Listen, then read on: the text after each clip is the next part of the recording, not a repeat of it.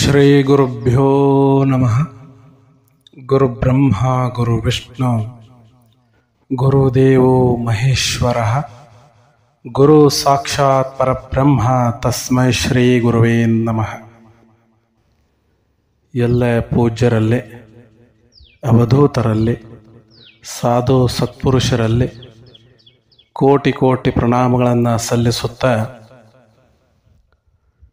ಅದ್ಭುತ ಸ್ನೇಹಿತರಾದಂತಹ ಗುರುದ್ವಯರಿಬ್ಬರು, ಒಬ್ಬರು ನವಲಗುಂದದ ಅಜಾತ ನಾಗಲಿಂಗ ಮಹಾಸ್ವಾಮಿಗಳು, ಇನ್ನೋರ್ವರು ಗರಗದ ಮಡಿವಾಳಜ್ಜನವರು. ಬಹಳ ಅದ್ಭುತವಾದಂತಹ ಸ್ನೇಹಿತರು. ಇವ್ರ ಜೋಡಿ ಶಿಶುನಾಳ ಶರೀಫರು ಕೂಡ ಯಾವಾಗಲೂ ಇರ್ತಿದ್ರು. ಇವರೆಲ್ಲ ಒಂದೇ ಸಮಕಾಲೀನವರು. ಹುಬ್ಬಳ್ಳಿಯ ಸಿದ್ಧಾರೂಢರು, ನಾಗಲಿಂಗ ಸ್ವಾಮಿಗಳು, ಗರಗದ ಮಡಿವಾಳಜ್ಜನವರು, ಆಮೇಲೆ ಶಿಶುನಾಳದ ಶರೀಫಜ್ಜನವರು, ಮಡಿವಾಳಜ್ಜನವರು, ಇವರೆಲ್ಲ ಸೇರಿ ಯಾವುದಾದ್ರೂ ಒಂದು ಲೀಲೆಗಳನ್ನು ತೋರಿಸುತ್ತಾ ನಾಡಿನುದ್ದಕ್ಕೂ ಸಂಚಾರ ಮಾಡ್ತಾ ಹಲವಾರು ಲೀಲೆಗಳನ್ನು ತೋರಿಸ್ತಾ ಬರೋರು. ಹೀಗಿರುವಾಗ ಒಂದು ಸಲ ಗುರುದ್ವಯರಾದಂತಹ ಗರಗದ ಮಡಿವಾಳಜ್ಜನವರು ಮತ್ತು ನವಲಗುಂದದ ನಾಗಲಿಂಗ ಮಹಾಸ್ವಾಮಿಗಳು ಇಬ್ಬರು ಕೂಡಿ ಸಂಚಾರ ಮಾಡ್ತಿದ್ರು.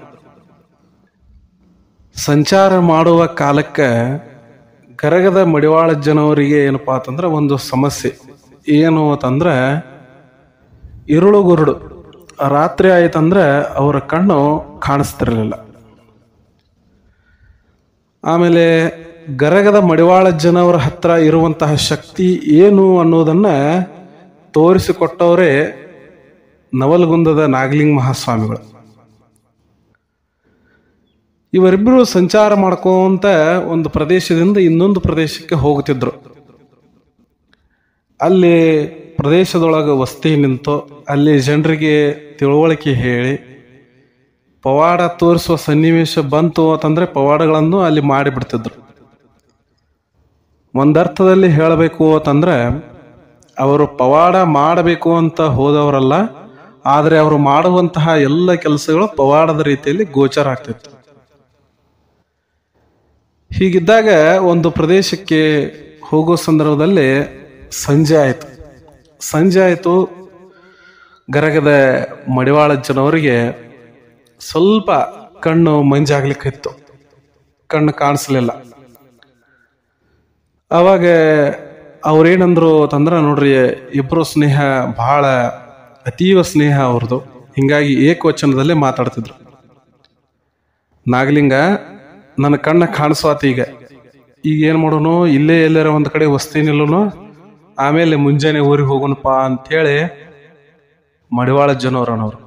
ನಾಗಲಿಂಗಜ್ಜವರು ಆಯ್ತು ತಗೋ ಮಡಿವಾಳಿ, ನೀ ಹಂಗಂತಿ ಹಂಗ ಆಗಲಿ ಅಂಥೇಳಿ ಇವರು.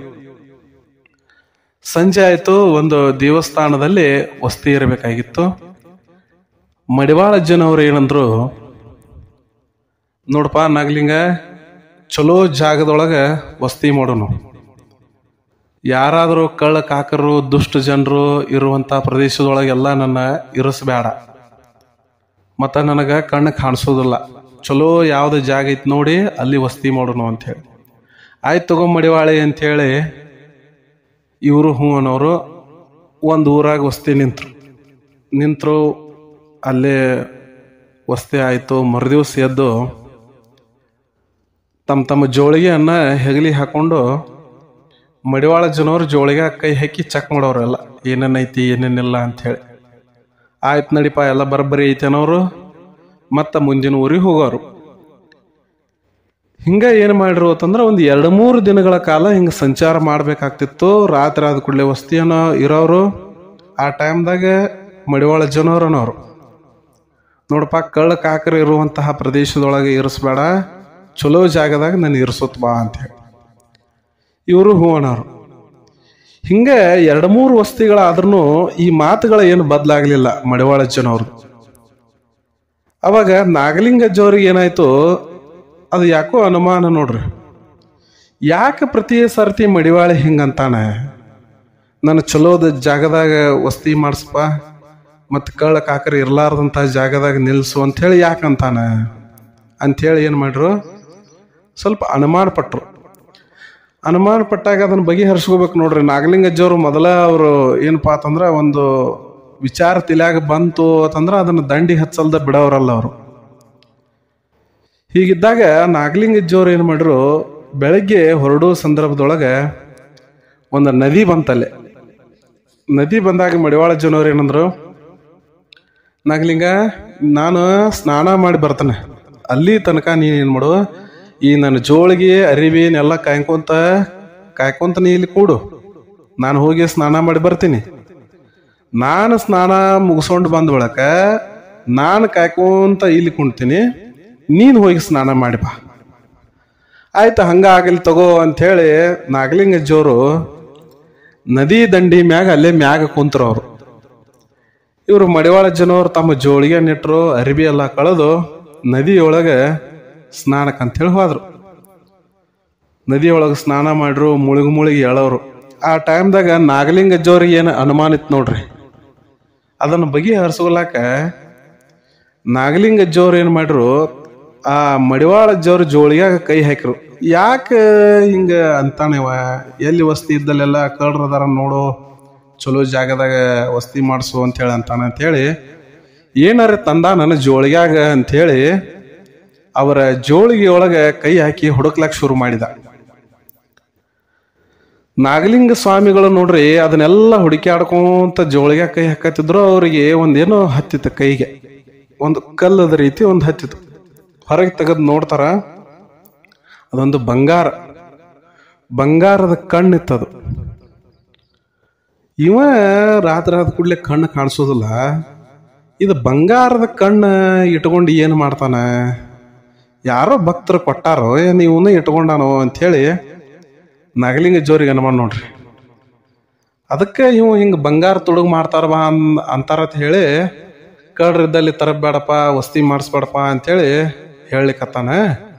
ಇದ್ರ ಮ್ಯಾಗ ವ್ಯಾಮೋಹ ಭಾಳ ಕಾಣ್ಲಿಕ್ಕತ್ತೈತಿ ಮಡಿವಾಳಗ, ಮಾಡ್ತಾನ ತಡಿ ಅಂಥೇಳಿ ಅವ್ರು ಏನು ಮಾಡ್ರು, ಅವರು ಮಡಿವಾಳ ಜನವ್ರು ಸ್ನಾನ ಮಾಡ್ಲಿಕ್ಕೆ ಒಳಗದಾರ. ನದಿ ದಂಡಿ ಮ್ಯಾಗ ಇವ್ರು ಏನು ನಾಗಲಿಂಗಜ್ಜವ್ರು ಕುಂತಿದ್ರು ಅದನ್ನೆಲ್ಲ ನೋಡಿಸಿಂದ ಜೋರಂಗೆ ಬೀಸಿ ಆ ಬಂಗಾರದ ತುಣಕ ನದಿಯಾಗ ಒಗೆದು ಬಿಟ್ರು. ಮಡಿವಾಳ ಜನವರಿಗೆ ಗೊತ್ತೇ ಆಗಿಲ್ಲ ಅದು. ಅವರು ಮುಳುಗಿ ಏನು ಹೇಳಕತ್ತಿದ್ರು, ಮುಳುಗಿದಾಗ ಇವ್ರು ಅದನ್ನು ಒಗೆದು ಬಿಟ್ರ. ಆ ಕಡೆ ಒಗೆದು ಬಿಟ್ರು. ಯಥಾ ಪ್ರಕಾರ ಅವರು ಸ್ನಾನ ಮುಗಿಸ್ಕೊಂಡು ಹೊರಗೆ ಬಂದರು, ತಮ್ಮ ಬಟ್ಟೆಗಳನ್ನೆಲ್ಲ ಹಾಕೊಂಡ್ರು. ನಾಗಲಿಂಗಜ್ಜವ್ರ ಜಳಕಕ್ಕೆ ಹೋದ್ರು. ಅವರೆಲ್ಲ ತಮ್ಮ ಜೋಳಿಗೆ ಬಟ್ಟೆ ಎಲ್ಲ ಕಳೆದು ಅವ್ರು ಸ್ನಾನ ಮಾಡಕ್ ಹೋದ್ರು. ಅವರೆಲ್ಲ ಸ್ನಾನ ಮಾಡ್ಕೊಂಡೆ ಬಂದು ಮತ್ತು ಮುಂದಿನ ಹೋಗ್ಬೇಕು ನೋಡ್ರಿ, ಊರ ಕಡೆ ಹೋಗ್ಬೇಕಾಗಿತ್ತು. ತಮ್ಮ ಜೋಳಿಗೆಗಳನ್ನ ಬಟ್ಟೆಗಳನ್ನೆಲ್ಲ ಹಾಕೊಂಡ್ರು. ಇಬ್ರು ಹಾಕೊಂಡು ಮುಂದೆ ಹೊಂಟ್ರು. ಆ ಊರನ್ನೆಲ್ಲ ಜನಕ್ಕೆ ಭೇಟಿಯಾದ್ರು. ಏನು ಹೇಳ್ಬೇಕು ಅದನ್ನ ಹೇಳಿ, ಊಟ ಮಾಡಿ ಅದು ಮಾಡಿ ಪ್ರಸಾದವನ್ನೆಲ್ಲ ಮಾಡಿ ಮತ್ತು ರಾತ್ರಿ ಆಯ್ತು ನೋಡ್ರಿ. ರಾತ್ರಿ ಆಯ್ತು. ಮಡಿವಾಳ ಜನವ್ರದ್ದು ಮತ್ತೆ ಅದೇ ಮಾತು, ನೋಡಪ್ಪ ನಾಗಲಿಂಗ, ರಾತ್ರಿ ಆಗ್ತಾ ಬಂತು, ನನಗಂತೂ ಕಣ್ಣು ಕಾಣಿಸೋದಿಲ್ಲ, ಚಲೋ ಜಾಗಕ್ಕೆ ನೋಡಿ ನನಗೆ ವಸ್ತಿ ಮಾಡಿಸ್ಪ ಅಂಥೇಳಿ. ಆವಾಗ ಮಡಿವಾಳಿ, ನೀ ಒಟ್ಟ ಕಾಳಜಿ ಮಾಡಕ್ಕೆ ಹೋಗ್ಬೇಡ, ನೀ ಎದಕ್ಕೆ ಇದು ಮಾತು ಹೇಳಕತ್ತಿದ್ದಿ ಅನ್ನೋದು ನನಗೆ ಗೊತ್ತಾಗೈತಿ. ಏನು ಗೊತ್ತಾಗೈತಿ ನಿನಗೆ? ಇಲ್ಲ, ಮತ್ತು ನೀ ಮ್ಯಾಗಿನ ಮ್ಯಾಗ ಕಳ್ರದಾರ ನೋಡು ಅಂಥೇಳಿ ಅಂತಿದ್ದಿಲ್ಲ, ನೀ ಎದಕ್ಕೆ ಹಂಗೆ ಅಂತಿದ್ದೆ ಅನ್ನೋದು ನನಗೆ ಗೊತ್ತಾಯ್ತು. ಅಲ್ಲಪ್ಪ, ನಾ ಯಾಕೆ ಹಂಗಂತೀನಂತ ನಿನಗೇನು ಗೊತ್ತಾಯ್ತು? ನೀ ಸ್ನಾನ ಮಾಡಕ್ಕೆ ಹೋಗಿದ್ದೆ, ಅವಾಗ ನಾನು ನಿನ್ನ ಜೋಳಿಗೆ ಕೈ ಹಾಕಿ ನೋಡಿದೆ, ನನಗೊಂದು ಬಂಗಾರದ ಕಣ್ಣು ಸಿಕ್ತಪ್ಪ, ಮತ್ತು ಅದರ ಆಸೆಗಾಗಿ ನೀ ಹಿಂಗೆ ಅಂತಿದ್ದಿ ಅಂಥೇಳಿ ಗೊತ್ತಾಯ್ತು. ಅದಕ್ಕೆ ನಾ ಏನು ಮಾಡೀನಿ, ಅದನ್ನು ನದಿಯೊಳಗೆ ಬೀಸಿ ಒಗೆದು ಬಿಟ್ಟೆ ಅಂಥೇಳಿ. ಇನ್ನೇನು ನೀ ನಿಶ್ಚಿಂತೆಯಿಂದ ಎಲ್ಲಿ ಬೇಕಲ್ಲಿ ವಸತಿ ಮಾಡೋ, ಆರಾಮ್ ಕಣತುಂಬ ನಿದ್ದೆ ಮಾಡೋ ಅಂಥೇಳಿ ಅಂದ್ಬಿಟ್ರು ನಾಗಲಿಂಗಜ್ಜವ್ರು. ಅವಾಗ ಮಡಿವಾಳ ಜನವ್ರಿಗೆ ಸಿಟ್ಟು ಬಂತು ನೋಡ್ರಿ. ಏನು ನಾಗಲಿಂಗ, ಹಿಂಗ್ಯಾಕೆ ಮಾಡಿಬಿಟ್ಟು ನೀ ಒಟ್ಟ ಒಂದು ಕೆಲಸ ಏನಪ್ಪಾ ಅಂತಂದ್ರೆ ಸರಿ ಮಾಡಂಗಿಲ್ಲ ನೋಡಪ್ಪ, ಏನಾರೇ ಒಟ್ಟು ಅಂತ ಕಾರ್ಬಾರ್ ಮಾಡೇ ಇರ್ತೀನಿ ಅಂಥೇಳಿ. ಅವ್ರಿಗೂ ಗೊತ್ತು ಇವರು ಮಾಡ್ಯಾರಂದ್ರ ಅದಕ್ಕೊಂದು ಹಿಂದೆ ಉದ್ದೇಶ ಇರ್ತೈತಿ ಅನ್ನೋದು ಗೊತ್ತು. ಆದ್ರ ಸ್ನೇಹ ನೋಡ್ರಿ, ಏನ್ರ ಕಾರ್ಬಾರ್ ಮಾಡ್ತಾನ ಅನ್ನೋದು ಗೊತ್ತೈತೆ ಅಂದಂಗೆ ಅವ್ರು ಮಾತಾಡ್ಬಿಟ್ರು. ಇರ್ಲಿ ಬಾರೋ ಮಡಿವಾಳೆ, ಅದನ್ನ ತಗೊಂಡು ಏನ್ ಮಾಡ್ತಿ, ಬಂಗಾರದ ತುಣಕ, ಈ ದೇಹವೇ ಒಂದು ಬಂಗಾರ ಐತಿ, ಇದನ್ನ ಚಂದ ಇಟ್ಕೋರೋ ಅಂದ್ರ ಅವ್ರು. ಅಲ್ಲೂ ಅದನ್ನು ಬಹಳ ಕಾಳಜಿಯಿಂದ ಇಟ್ಕೊಂಡು ಬಂದಿದ್ನ್ಯ. ಅದು ಈಗ ಬಂಗಾರ ಸಿಗ್ಬೇಕಂದ್ರ ಅದು ಹೆಂಗ ಸಾಧ್ಯ ಐತಿವೋ, ಅಷ್ಟು ದೊಡ್ಡ ಬಂಗಾರ ತುಣಕ ನದಿಗೆ ಒಗದು ಬಂದಿದಿ, ನಿನಗೆ ಬುದ್ಧಿ ಅದು ಐತೋ ಇಲ್ಲೋ ಅಂಥೇಳಿ ಮತ್ತೆ ಮಡಿವಾಳ ಅಜ್ಜನವರು ನಾಗಲಿಂಗ ಅಜ್ಜವ್ರಿಗೆ ಬೇಕತ್ರ. ಈಗ ರಾತ್ರಿ ಆಗೈತಿ, ಸುಮ್ಮ ಗುಡಿಯಾಗ ಮಕ್ಕಳು ಬಾ, ನಿನಗೆ ಮುಂಜಾನೆ ಎಲ್ಲ ನಾ ವ್ಯವಸ್ಥೆ ಮಾಡ್ತಂದ್ರು. ಏನು ಮಕ್ಕಳದು ಮತ್ತೆ ಚಿಂತನೆ ಮಾಡ್ಲಕ್ಕೆ ಹಚ್ಚಿದಿ ನೀನು ನಾಗಲಿಂಗ ಅಂಥೇಳಿ ಬೈಕೋ ಅಂತ ಹಂಗ ರಾತ್ರಿ ಆಗಿತ್ತು. ಗುಡಿಯಾಗ ಮಕ್ಕೊಂಡ್ರು. ಗುಡಿಯಾಗ ಆ ದಿವಸ ನೋಡ್ರಿ ಮಡಿವಾಳ ಅಜ್ಜನವ್ರಿಗೆ ನಿದ್ದೆನೆ ಬರ್ವಾತು. ಯಾಕಂದ್ರೆ ಅಷ್ಟು ದೊಡ್ಡದು ಬಂಗಾರದ ಗುಂಡಿತ್ತದು, ಅದನ್ನ ಒಗದು ಬಿಟ್ಟಾನ ನಾಗಲಿಂಗ. ಏನಪ್ಪ ಕೈಯಾಗಿದ್ದದ ಏನಪ್ಪ ಅಂದ್ರೆ ಬಂಗಾರ ಯಾರಾದ್ರೂ ಒಗಿತಾರನೋ ಅಂತೇಳಿ ಅದೊಂದು ಚಿಂತ್ಯಾಗ ಮಡಿವಾಳ ಅಜ್ಜನವ್ರು ನಿದ್ದೆನೆ ಮಾಡ್ಲಿಲ್ಲ. ಆದ್ರೆ ನಾಗಲಿಂಗಜ್ಜವ್ರು ನೋಡ್ರಿ ಎಲ್ಲಿ ಮಲಗ್ತಿದ್ರಲ್ಲ ಅಲ್ಲಿ ಶಿಸ್ತ ನಿದ್ದೆ ಮಾಡಿಬಿಡೋರು ಅವರು. ಬೆಳಗ್ಗೆ ಆಯ್ತು, ಬೆಳಗ್ಗೆ ಆದ ನಂತರ ಮಡಿವಾಳಿ ಬಾ ಸ್ವಲ್ಪ ತಿರುಗಾಡಿ ಬರೋಣ ಅಂತ ಹೇಳಿ ನಾಗಲಿಂಗಜ್ಜವರು ಮಡಿವಾಳ ಅಜ್ಜನವ್ರು ಎಬ್ಬಿಸ್ರು. ಏನ್ ತಿರುಗಾಡಿ ಬರ್ತೀವಿ ಬಿಡ, ನಂದು ಬಂಗಾರನ ಕಳೆದದೀನಿ, ನಿನ್ ಜೊತೆ ಏನ್ ತಿರುಗಾಡೋದು ಅಂಥೇಳಿ ಅವರು ಸಿಟ್ಟಿಗೆರ್ಬಿ ಅವ್ರು. ಇರ್ಲಿ ಬಾರ ಮಡಿವಾಳಿ ಅಂಥೇಳಿ ಅವ್ರನ್ನ ಎಬ್ಸ್ಕೊಂಡ ಕರ್ಕೊಂಡು ತಿರುಗಾಡಕ್ ಹೋದ್ರು. ತಿರುಗಾಡೋ ಸಂದರ್ಭದೊಳಗೆ ಒಂದು ದೊಡ್ಡ ಬಂಡೆಗಲ್ರಿ. ಬಂಡೆಗಲ್ ಮ್ಯಾಗ ಅಂತಿಕ ಅವ್ರು ನೋಡ್ರಿ ಮುಂಜಾನೆ ಅದ ಎದ್ದಿದ್ರು. ಆ ಸಂದರ್ಭದೊಳಗೆ ನಾಗಲಿಂಗಜ್ಜವರು ಆಯ್ತಪ್ಪ ಇಲ್ಲೇ ಚಲೋ ಜಾಗ ಐತಿ, ಮಲಮೂತ್ರ ವಿಸರ್ಜನೆ ಮಾಡಕ್ ಬೆಸ್ಟ್ ಜಾಗ ನೋಡಿದು, ಇಲ್ಲೇ ಮಾಡೋನ್ ತಗೋ, ಒಂದು ಬಂಡೆಗಲ್ ಐತೆ ಅಂತ ಹೇಳಿ ನಾಗಲಿಂಗಜ್ಜವ್ರು ಏನ್ ಮಾಡ್ರು, ಬಡ ಬಡ ಬಂಡೆಗಲ್ ಮ್ಯಾಗ ಏರಿ ಆ ಕಲ್ಲದ ಮ್ಯಾಗ ತಮ್ಮ ಮೂತ್ರ ವಿಸರ್ಜನೆಯನ್ನು ಮಾಡ್ರು. ಹೆಂಗ ಅಂತಂದ್ರ ಆ ಮೂತ್ರ ವಿಸರ್ಜನೆ ಇಡೀ ಬಂಡೆಗಲ್ಲೆಲ್ಲ ತೊಯ್ಯು ಹಂಗ ಮೂತ್ರ ವಿಸರ್ಜನೆ ಮಾಡ್ರು. ಹೆಂಗ ಬಂಡೆಗಲ್ ಹಸಿ ಹಾಕೋಂತ ಬರ್ತೈತಿ, ಆ ಹಸಿಯಾದ ಜಾಗ ಏನಿತ್ತು ಆ ಕಲ್ಲು ಎದ್ದು ಬಂಗಾರ ಆಗಿ ಪರಿವರ್ತನೆ ಆಗ್ಲಿಕ್ಕಿತ್ತು. ಇಡೀ ಬಂಡೆಗಲ್ನೆಲ್ಲ ಮೂತ್ರದಿಂದ ಹಸಿ ಮಾಡಿಬಿಟ್ರು. ಅದೆಲ್ಲ ಬಂಡೆಗಲ್ ಹೋಗಿ ಒಂದು ದೊಡ್ಡ ಬಂಗಾರದ ಒಂದು ಬಂಡೆಗಲ್ ಆಗಿತ್ತದು. ಮಡಿವಾಳಿ ಆ ಸಣ್ಣ ಬಂಗಾರ ತುಣಕಕ್ಕೆ ಆಸೆ ಪಟ್ಟಿ ಅಲ್ಲೋಡಿ, ಇಷ್ಟು ದೊಡ್ಡದ ಬಂಗಾರ ಐತಿ ನೋಡಿ, ನಿನಗೆ ಎಷ್ಟು ಬೇಕು ಇದನ್ನ ಏನ್ ಮಾಡ್ಕೊ, ಕಟ್ ಮಾಡ್ಕೊಂಡ್ ತಗೋರೋ ಅಂತ ಹೇಳಿ. ಅವಾಗ ಮಡಿವಾಳ ಅಜ್ಜನವ್ರು ಗಾಬರಿ ಆಗಿಬಿಟ್ರು. ಏನು ನಾಗಲಿಂಗ, ನಿನ್ನ ಹತ್ತಿಗೆ ಎಂತಾದ್ರೆ ಶಕ್ತಿಯೋ ನಿಂದು, ಮೂತ್ರದಿಂದ ಇಷ್ಟು ದೊಡ್ಡ ಬಂಡೆಗಲ್ಲನ್ನ ನೀನು ಬಂಗಾರ ಮಾಡಿಬಿಟ್ಟಲ್ಲ, ಏನು ಮಹಿಮಾಶಾಲಿ ಇದ್ಯೋ ನೀನು ಅಂತ ಹೇಳಿ. ಅಲ್ಲೋ ಆಸೆ ಪಡಬೇಕು. ಎದಕ್ಕೆ ಆಸೆ ಪಡಬೇಕು? ಪಾರಮಾರ್ಥಕ್ಕೆ ಹೋಗೋದನ್ನ ಆಸೆ ಪಡಬೇಕು. ಈ ಸಾಕಾರ ಜಗತ್ತಿನೊಳಗ ಇದ್ದು ಬ್ಯಾಸರ ಮಾಡ್ಕೊಂಡು ಇಲ್ಲಿ ಆಸ್ತಿ ಪಾಸ್ತಿ ಸಂಪತ್ತನ್ನೆಲ್ಲ ನೀ ಆಸೆ ಪಡ್ಕೊಂಡು ಕುಂತಂದ್ರ ನಿನಗೆ ಮುಕ್ತಿ ಹೆಂಗ್ ಸಿಗುದು ಮಡಿವಾಳಿ? ತಗೋ ಇದನ್ನ ಬಂಗಾರ ತಗೋ, ನಿನಗೆ ಎಷ್ಟು ಬೇಕು ಅಷ್ಟು ತಗೋ ಅಂತಂದ್ರು. ಬ್ಯಾಡಪ್ಪ ಬ್ಯಾಡ, ನನಗೇನು ಬಂಗಾರ ಬೇಡ, ಮತ್ತೆ ಕೇಳಿದ್ದನ್ನ ಕೊಡುವಂತಹ ಸ್ನೇಹಿತ ನೀ ನನ್ನ ಜೊತೆ ಇದಿ, ನನ್ನ ಹತ್ತಿಗಿರುವಂತಹ ಶಕ್ತಿಯನ್ನ ತೋರಿಸಿಕೊಟ್ಟ ನೀ ಇದಿ, ನಿನ್ನಂತಹ ಮಹಿಮಾಶಾಲಿ ಸ್ನೇಹಿತ ನನ್ನ ಜೊತೆ ಇರಬೇಕಾದ್ರ ನನಗೆ ಯಾವ ಬಂಗಾರ ಬೇಕೋ ಅಂದ್ರು ಅವ್ರು ಮಡಿವಾಳ ಅಜ್ಜನವ್ರು. ನೋಡ್ರಿ ಎಂತಹ ಅದ್ಭುತ ಸ್ನೇಹ ನೋಡ್ರಿ ಅವರಿಬ್ಬರ ಬಗ್ಗೆ. ಈಗಲೂ ಕೂಡ ಸ್ನೇಹಗಳು ಅದಾವ. ಹೆಂಗದಾವತ್ತಂದ್ರ ನೀವು ಎಲ್ಲರೇ ಹೋಟೆಲ್ಕ ನಾಷ್ಟಕ ಊಟಕ್ಕ ಕರ್ಕೊಂಡು ಹೋಗ್ರಿ, ಅವಾಗಷ್ಟು ನಿಮ್ಮನ್ನು ಹೊಗಳ್ತಾರ, ಅದು ಬಂದ್ ಆದ ಕೂಡಲೇ ನಿಮ್ಮನ್ನು ತೆಗಳ್ತಾರ. ಈಗಿನ ಸ್ನೇಹ ಹಿಂಗ. ಆದ್ರ ಗುರುದ್ವಯರಲ್ಲಿ ಸ್ನೇಹ ಎಷ್ಟು ಅದ್ಭುತವಾಗಿತ್ತು ನೋಡ್ರಿ. ಆ ವ್ಯಾಮೋಹ ಮಡಿವಾಳಜ್ಜಗ ಹೋಗಬೇಕಾಗಿತ್ತು, ಅದಕ್ಕ ನಾಗಲಿಂಗ ಸಾಕ್ಷಿಯಾಗಬೇಕಾಗಿತ್ತು. ಅಂತಹ ಗುರುದ್ವಯರು ನೋಡ್ರಿ ಆ ಪವಾಡಗಳನ್ನ ಮಾಡಿ ಅಷ್ಟು ದೊಡ್ಡ ಬಂಡೆಗಳನ್ನೆಲ್ಲ ಬಂಗಾರ ಮಾಡ್ಯವ್ರು.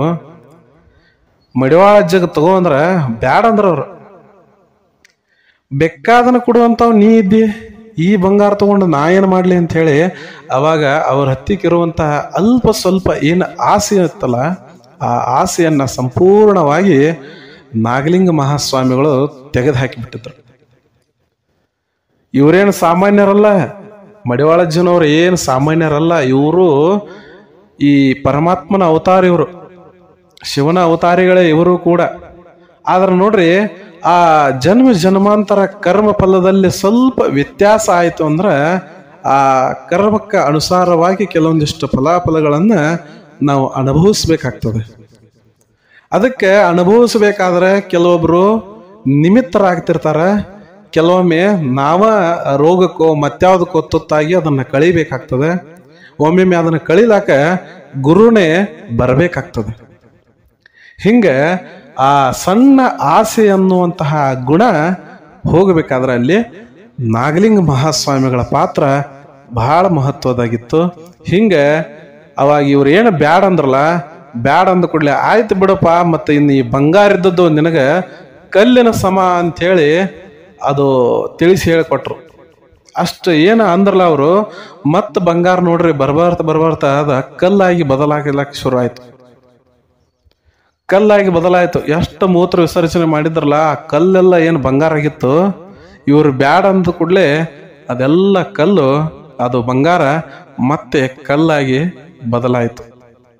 ಹಿಂಗೆ ಗುರುದ್ವಯರಿಬ್ಬರು ಸಾಕಷ್ಟು ಪವಾಡಗಳನ್ನ ಮಾಡಿ ಶರೀಫರ ಜೊತೆ ಕೂಡಿ ಅವರು ಕೂಡ ಅವಾಗಲೂ ಹಲವಾರು ರೀತಿಯ ಪವಾಡಗಳನ್ನ ಮಾಡಿದಾರ. ಅಂತ ಸಾಕಷ್ಟು ವಿಚಾರಗಳು ಈ ಗುರುದ್ವಯರಲ್ಲಿ ನಡೆದಾವ. ಇಂಥ ಇನ್ನೊಂದು ವಿಚಾರವನ್ನ ನಾನು ನಿಮ್ಮ ಮುಂದೆ ಮತ್ತೊಂದು ಪವಾಡವನ್ನ ಪ್ರಸ್ತುತ ಪಡಿಸ್ತೇನೆ. ಅಲ್ಲಿಯವರೆಗೂ ಸರ್ವೇ ಜನಃ ಸುಖಿನೋ ಭವಂತು, ಸಕಲ ಸನ್ಮಂಗಳಾನಿ ಭವಂತು. ನಮಸ್ಕಾರ.